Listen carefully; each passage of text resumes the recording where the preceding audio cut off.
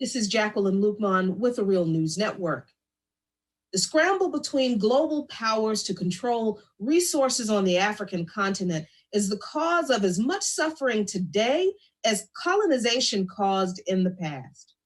Judi Rever has written the book In Praise of Blood, The Crimes of the Patriotic Front, to highlight one chapter of that modern scramble for resources and the suffering it's caused, and to set the record straight about it. Judi, thanks so much for joining me. Thank you, Jacqueline. So I think we have to get a clear understanding of why this issue is important today first, because we are talking about the Rwandan genocide that happened back in the 90s. So I think we have to start with a little bit of history to set the stage. Now, the U.S. under President Bill Clinton, and please correct me if I'm wrong at any point, the U.S. under President Bill Clinton began to pave the way for a giant resource grab in the Congo, which is the most resource-rich country on the planet, basically, in the early 90s, and backed the Rwandan Patriotic Front, or the RPF forces, that were led by Paul Kagame, who was then trained in intelligence at Fort Leavenworth here in the United States in the RPF's takeover of Rwanda. Am I on track so far? That's a pretty good synthesis. Okay. You know, we had Paul Kagame and his rebel troops invading northern Rwanda in 1990. And there was already, as you mentioned, Paul Kagame had been trained in the United States. So the U.S. had decided that this was someone it was willing and very interested in supporting. And so we had already in the late 80s, early 90s, the U.S. very interested in militarily and politically supporting Uganda. And it was through Uganda that the United States ended up supporting Paul Kagame and his Rwandan Patriotic Army, which enabled him, of course, to invade Rwanda in 1990, engaged in a scorched earth campaign for almost 4 years. And that created the context for the Rwandan genocide. And of course, we have enough evidence now to know that Paul Kagame and his troops, having assassinated the Hutu president on April 6, 1994, that was the act that triggered the Rwandan genocide. So all the while getting very, very solid support from the U.S. So you mentioned the assassination of the Hutu president, the former president of Rwanda, by Paul Kagame, and that was President Juvenal Habyarimana. And I think we need to put this in a little bit of context, because the reason this was done was, at the time, technology was becoming a big economic driver in global markets. And much like European great powers after the 1885 Berlin Conference wanted to control and exploit the resources of African continents for their own economic needs, the same was true about the quest for resources in the Congo. So the assassination of President Habyarimana was done because he would not step down at the request of President Bush. And this campaign to install a more US-friendly government in Rwanda was continued under Clinton. And it is largely believed that the plane that was carrying the former president was shot down as they were returning from a peace conference in which they had signed a peace treaty between the Hutus and the Tutsis the plane was shot down over Kigali, returning from that peace conference as a way to get rid of the former president. Now, does that sound like that's accurate? Well, in terms of strategy of, I would say, U.S. militarism and global capitalism, if you want to look at the roots of some of the drivers of the conflict, you have to go back. We've talked a little bit about the 1980s and the 1990s. What you're seeing in the 1990s is, actually it started in 89 with the coup in Sudan. And so you had the United States becoming very interested in containing Islamic insurgency or Islamic power on the continent with the coup and with the rise of Omar al-Bashir in 1999. At the same time, we saw in the 1990s, certainly copper and cobalt plummet. The production of those two strategic minerals plummet in Congo, okay? So we have a set of circumstances which was of concern to the United States. And the United States at that time in the late 80s and 1990s decided to place chess in the sense they decided on who their strategic players would be, who were the guys that they were going to support. So number one, Yoweri Museveni, president of Uganda, he was going to help contain the rise of Islam in Africa because of his strategic placement in Uganda next to Sudan. And of course, Sudan had oil resources. And that was interesting for the United States. Now, in Congo, where there is 24 million, in Congo, where there is an estimated $24 trillion in untapped mineral wealth, it's almost unfathomable. The United States was very interested there. And as I said, in the early 1990s, we saw copper and cobalt plummet under Mobutu. So it was becoming impossible for the United States and for Western nations to do business in Congo under Mobutu. He was becoming intractable. He was becoming an obstacle. And multinationals were no longer able to do business. And the United States wanted Congo open for business. And so that was part of the larger strategy. And so supporting Museveni, supporting Paul Kagame, who was at that time, Paul Kagame was a rebel, and he was already waging war in northern Rwanda. It was clear that I think the United States had a plan to support these men and create, make Central Africa a place where it was easier to do business.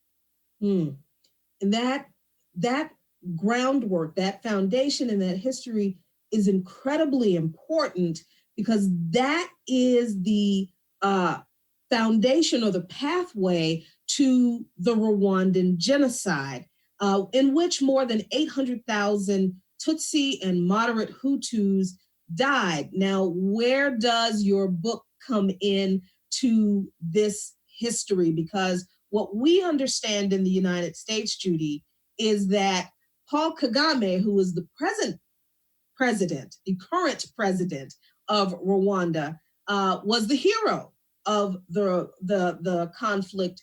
We're told that he ended the Rwandan genocide, but your book reveals a different perspective on that narrative. So what is that perspective? My book fundamentally challenges the official narrative.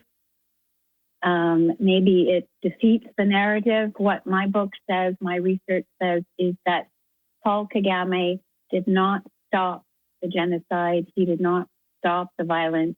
He ignited the genocide by killing Juvenal Habyarimana, the Hutu president. He also fueled the genocide against Tutsis by sending in his Tutsi commandos, infiltrating the Hutu militia, and assisting directly in the killing of Tutsis. So he potentiated the Tutsi genocide. I also say in my book, based on years and years of research, that Paul Kagame's Tutsi army committed genocide against Hutus as well. And this was not in retaliation. It was, these were operations that were preemptive and proactive as soon as the Hutu president Habyarimana was killed. And those operations to systematically kill Hutu leaders and Hutu peasants from the north down the eastern coast or down the eastern border in the south, and then back up to the northwest. That was highly orchestrated, very organized, and the killings of Hutus continued after the genocide. Now, right now, that narrative is not only being challenged by the Kagame administration in several different ways, but here in the United States, you have been going on some speaking tours promoting the book, talking about this issue. And there are sometimes people in attendance, and I attended one of these events, who will directly challenge the information that you reveal in your book. They say that there was no genocide that Kagame committed. They say that your information is false. They say that you're spreading lies. What is your response to those allegations that the information you're providing, that Kagame was actually not a hero ending the Rwandan genocide, but he participated in it, he committed genocide himself? What's your response to those allegations that that information is not true? Well, as you said, Jackie, you were there in Washington, and one of Kagame's supporters mentioned the Buyumba Stadium massacre, which occurred in April 1994. I talk about this grisly massacre by the Rwandan Patriotic Front of Hutu civilians, men, women, children, and babies. And he said it was a myth, that it never happened. And a lot of people were shocked. And I said to him that there was so much evidence, an incredible amount of evidence of this massacre at the Buyumba soccer stadium in 1994.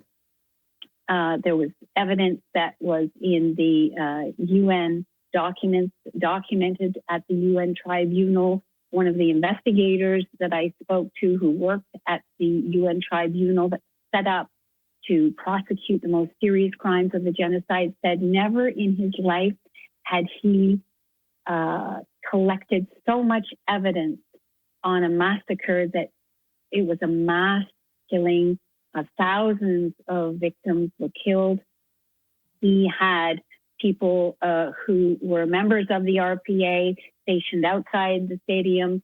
He had collected testimony from them. He collected testimony from some of the soldiers inside the stadium who killed these Hutu civilians. He had testimony, this is a UN investigator I'm talking about, had testimony from soldiers who brought the bodies, the corpses out of the stadium, transported them on trucks, buried them. I mean, it was incredible. Never in his life as an investigator at this tribunal did he collect so much evidence. And of course, I interviewed a number of people who were at the scene of that crime as well.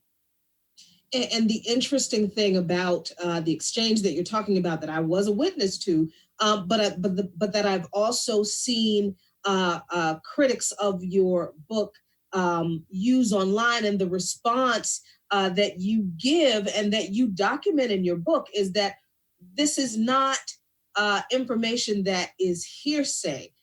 There are eyewitness accounts that have been documented, not just by you in interviewing survivors, but also the United Nations has documented, collected this evidence, have interviewed survivors, have confirmed that these people they have interviewed are survivors, and the evidence, according to the UN, is insurmountable. But still, there are critics who decry the idea that Kagame was not the hero that the United States and other Western nations make him out to be, to the point that now, Judi, there is repression of people who are openly challenging Kagame in Rwanda, who are being targeted by his administration. Can you talk a little bit about that?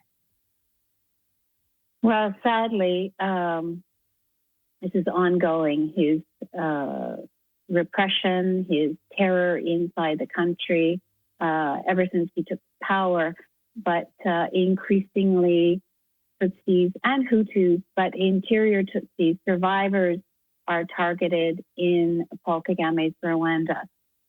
Within the last few days, a very much loved Tutsi survivor, a gospel singer named Kizito Mihigo, died in detention, military detention, police detention, and it is believed that he was murdered. Most people believe he was murdered.